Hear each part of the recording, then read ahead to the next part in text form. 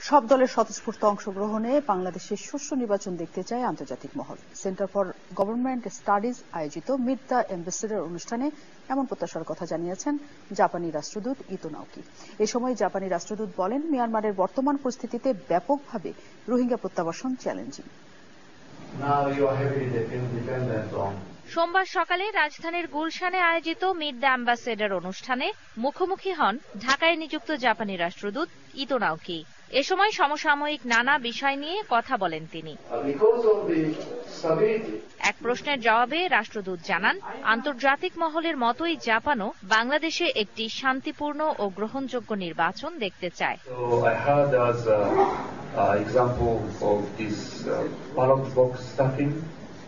So police officers stuffed the ballot box on the previous night.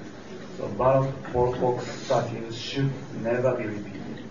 এর আগে বাংলাদেশের নির্বাচনে আগের রাতে ব্যালট বাক্স ভরে রাখার কথা শুনেছি, যা পৃথিবীর আর কোথাও হয়েছে বলে শুনিনি।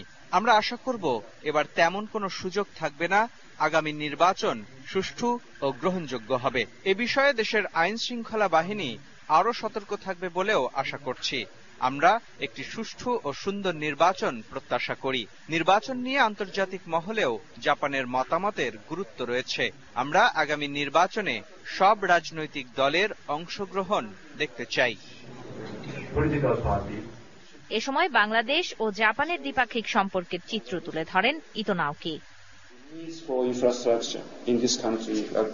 রোহিঙ্গা সংকট সমাধানে জাপানের সমর্থন প্রসঙ্গে জানতে চাইলে রাষ্ট্রদূত বলেন, মিয়ানমারের বর্তমান প্রেক্ষাপট বিবেচনায় রোহিঙ্গা প্রত্যাবাসন এখন বেশ চ্যালেঞ্জিং। ক্যাম্পে বসবাসরত রোহিঙ্গাদের জন্য সুযোগ সুবিধা অব্যাহত রাখতে কাজ করছে জাপান সরকার। এই মুহূর্তে মিয়ানমারে যে সংকট চলছে তাতে ব্যাপকভাবে প্রত্যাবাসন চ্যালেঞ্জিং। তবে আমরা আশ্রয় নেওয়া জনগোষ্ঠীর জন্য কাজ করে যাচ্ছি।